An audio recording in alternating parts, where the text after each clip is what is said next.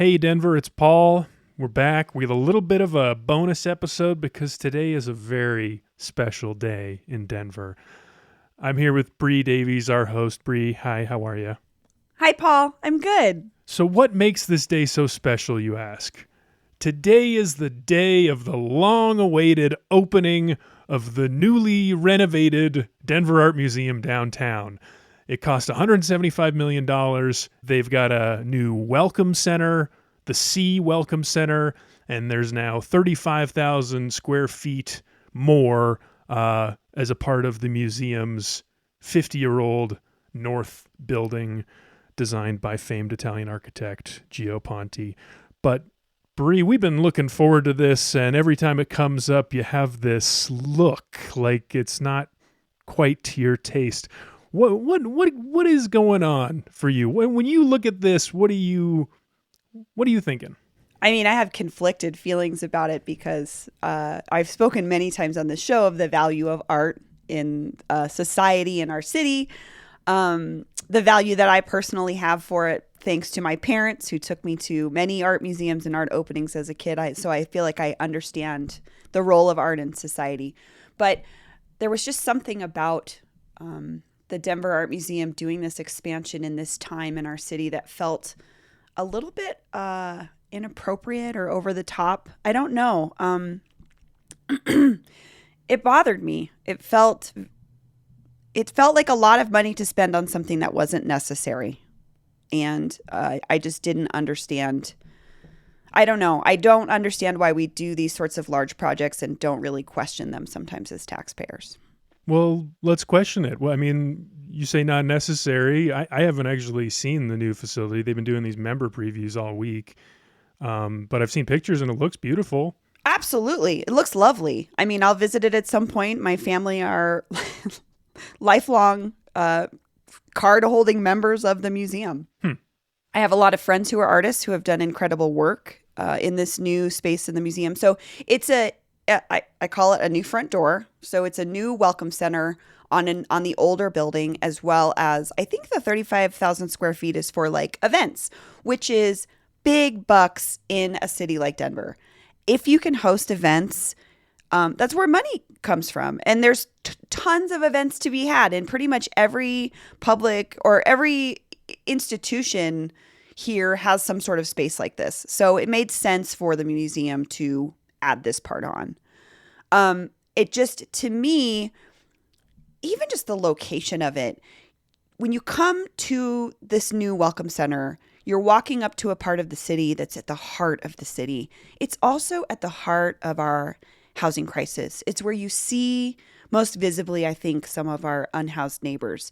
And it's right across from Civic Center Park, which we know was closed for 2 months. It's set to be reopened. And the city had many reasons for why they closed the park, but visibly it seemed like it was to remove homeless people. And I just find the juxtaposition of this grandiose exhibition of taxpayer money happening just across the street at the museum to just kind of be in bad taste. And it just makes me question our values as a city when we look at the things that we need. And part of this expansion and new front door were paid for in part by a bond that we passed in 2017. So right now we're looking at a bond for 2021, and bonds are loans we take out on ourselves as future selves as taxpayers. And in 2017, we passed a bond for $35 million to go to part of this renovation. It wasn't like 2017 was a time when we didn't know that our city was in crisis. It's not like it was 2006 when they opened the new wing of the museum, and I think the average Denverite could not have anticipated what was coming in terms of growth. Unless you're a real estate or land speculator, you don't know. And it was a very different time in the city. But 2017, when we passed this bond, we were in the midst of the same affordable housing crisis we're in right now. And it seemed like to me, it questioned our values as a city. And again, this was part of a bond that paid for a lot of different projects. I'm not just picking on the art museum. I think what frustrated me about this moment was how much press it got without question. Wasn't like, nobody was like, Do we really need this right now? Well, yeah, let me jump in there for a second, because the value you're talking about, what are our values and what are, like, all this coverage, this breathless coverage of how exciting this opening is. But I think that, like, what the coverage is not saying and what our values are that like, people recognize, or at least the people in power recognize, that a stronger art museum means an economic driver for the region, means more jobs, means hopefully more opportunity for people to not get stuck in a cycle of poverty. So that juxtaposition you're talking about, I think some people would say, like, this type of investment is the exact thing that helps us ameliorate that problem. I would ask a family in Montbello who's struggling to pay rent if this museum helps them. I would ask some of my unhoused neighbors who share space with me in my side of town on the far west side if they've ever been to the art museum. I just don't see a direct connection between the supposed economic drivers of something like an art museum and the everyday Denverite who might be struggling to pay rent. The other thing I would say about that, Paul, is it was in perfect shape before. We're not talking, the the Gio-Ponte building is 50 years old. It's lovely. We just, in 2006, we built the addition that's on the other side of 13th Avenue. It's on the other side of 13th Avenue. And then they're connected by this bridge. Both of those museum structures function great. Every time I've been in there, they're busy as hell. They're not having a problem bringing people into the art museum. So I would argue, I just don't, it seemed a little excessive to me. It reminds me a little bit of the bond that we're facing right now and the conversation about this arena for the National Western Center, and trying to connect these kinds of projects to the everyday Denverites' needs for right now. Like, I was looking at, like, if I wanted to take the bus from my neighborhood to the Denver Art Museum, and I live around Alameda and Federal, including walking, it would take me almost an hour. The museum's not that far from me. On public transportation. I lived in New York City for a short year of my life. I took public transit everywhere, and it was incredible. It was life-changing. I could live without a car. Here, it's really difficult to live without a car.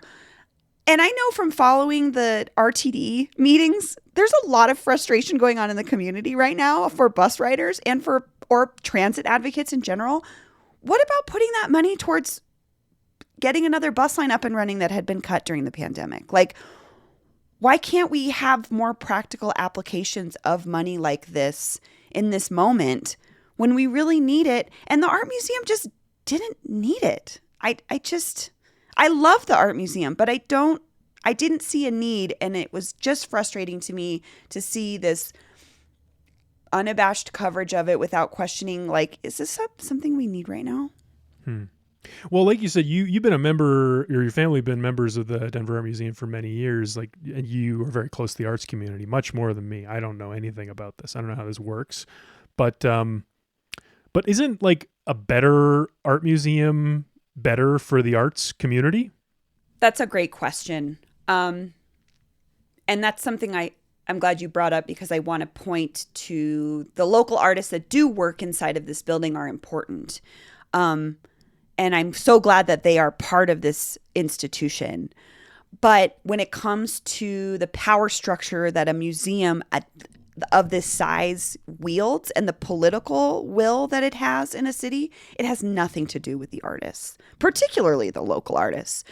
Local artists are not the driver of that economic boon that they're talking about when they're doing, like, say, the museum. I'm trying to think. I feel like it was like a exhibition of the costumes of Star Wars. Like, cool, but that has nothing to do with the local arts community.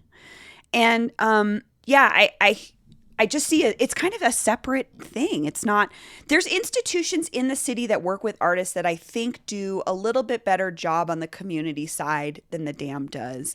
Redline is a great example. They do programming directly for the Five Points community, understanding they built something in the middle of a neighborhood that was gentrifying, and they wanted to make sure their doors were open to everybody. And I don't necessarily feel like the dam's doors are open to everybody. And I think that that is visually very clear when you go to visit and our unhoused neighbors are right outside, and they can't just walk in and use the restroom. Unlike the Denver Public Library, which is right next to the art museum, that provides restrooms, social services, internet access, community communication, all of these things. And our tax dollars also pay for that. And so that's another one of those juxtapositions, not just Civic Center being right there, but the museum being right next to the library, and the library actually providing services for people. And this is a tangent that's off of not talking about local artists, but I don't see it necessarily as a economic driver involving local artists. I think local artists are a small-ish component of what the Denver Art Museum does. Do you think they have a responsibility to do more? Yes. What would that look like? Well, they're working towards it. I've seen them do more and more, like their Untitled series involves local artists. From what I understand, there's some pieces or installations in this new renovated wing that are local artists. I saw a couple of Jordan Castiles in the Welcome Center. That's cool. I was going to say Jordan Castiles had an exhibition there, and Jordan is local, and that's incredible. But I would say what percentage of that makes up all of the programming for the year or whatever? Not that much. So I would love to see more of that. But yeah, the dam is doing a good job. They could do better. So that's the dam side. I mean, who else do you feel like is responsible in this? Who else would you want to see making different choices? Political leaders. So the way that bonds come together is the Hancock administration, or the administration in that's in office at that moment, puts together a whole bunch of things that could be put into a bond, different projects across the city, different kinds of projects, infrastructure, like this one. This is called a cultural facilities project. And I know from personal conversations with folks who work on neighborhood projects and city things that they put in for potential inclusion in the bond, and they didn't get included. So it is a decision made by the mayoral administration. And maybe that's where my criticism could be more aptly directed, is like, why was this put on this bond when our mayor knows what we need, which is housing, better wraparound services for folks who are trying to re-enter housing, transportation and transit issues across the city. I mean, that's a thing that goes across demographics. There are things the conversation about sidewalks is never ending. And the biggest part of why we don't have sidewalks being put in quicker is financial. Like, we just don't have the money to do it. So it shows to me that the dam has political pull. And I wish that there were smaller groups and there were ways for other groups and people in the city to have as much pull as something like the dam does to get stuff put into the bond. So that's a political question, is like, was this the best decision by our city, by the people that represent us? I wonder what that conversation looks like between the head of the art museum, Christoph Heinrich, and Mayor Hancock. Like, is there any like tension there, or is it just like, hey, we'd like $35 million to help finish our renovation of our north building. Can we put it on the bond? You know how important the art museum is, right, Mayor Hancock? I mean, you could pull the financials probably, and I assume that would be a good driver to say, hey, look it, this is like the estimated amount of money that the Denver Art Museum brings into the city every year. That's our political leverage. And you know, there was like an arts impact study a couple of years ago that said that the arts in Denver bring $2 billion a year in economic impact to the city. Mm-hmm. I would argue not very much of that impact goes back into the local arts community, which is why artists here, like many groups, are still struggling. But it is definitely something that brings people to Denver, which is important. But in a time where we are in such need of basic services for our citizens, I don't care about bringing people to Denver. Like, that's not, if I was in a political office, I would be like, not concerned about that. I want to know how I can best take care of my constituents right now. And a new beautiful front door and event space on an already lovely art museum are kind of like zero priority to me. So I'm imagining a listener out there thinking, well, dang, I was kind of looking forward to seeing that new front door. But I don't know what to do with that. Like, is this a call for a boycott? Is this? No, not at all. Like, I would never want people to boycott the Denver Art Museum. Again, I think that they do great programming. They bring really interesting things to our city, whether I think some of them are questionably really belonging in an art museum or not. But it's more of a call to action when I think about something like our current bond. Evaluating what are priorities for you as a citizen. So this bond was passed already. There's really nothing we can do about it. But it is the result, the museum's, to me, excessive renovation in the midst of this sort of economic crisis in certain senses. Right now, it seems inappropriate. And there's nothing we can do about it. Like I said, don't boycott the museum. The museum is lovely. Enjoy it. Go check it out. If you have enjoyed it, don't feel guilty about taking photographs in it. I mean, that's what it was built for. It's beautiful. Just think about what your priorities are as a citizen when you do things like vote on a bond. Like, what do you want to see in a couple of years? What matters to you? If there's something, so the other part is these bonds, before they go to the ballot, there's a lot of public conversation about them. You can advocate to your council person and say, hey, I just want you to know this is important to me. Can you make a little bit of a stink about the fact that we don't need this on a bond? You can do that. It doesn't mean that they're necessarily going to listen to you, but that's kind of their job, is to listen to you.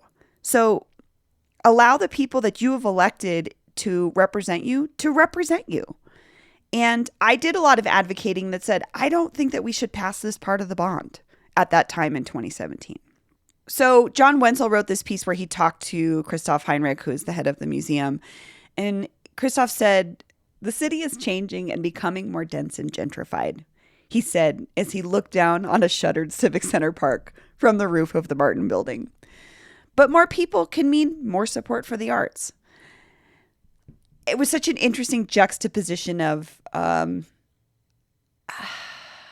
don't know. It's the Marie Antoinette thing, right? Let them eat cake. He doesn't understand. It's like, look at a painting. No, they need a house. Yes. The people you're looking down on need a place to live, not to look at art. Right. You're looking down at a park where people are literally on the margins of society needing support, and you're standing on the rooftop of this gorgeous art fortress. Like, have a moment there to say, what are we doing? Who are our priorities? What matters? And that's like, again, this was part of a larger picture of a big bond project. We have another one coming through. Think about what you want your money to go towards, because this is your money as a taxpayer.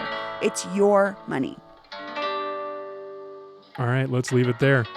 Listeners, we'll be back with you soon. Thanks for joining me, Bree. Thanks, Paul.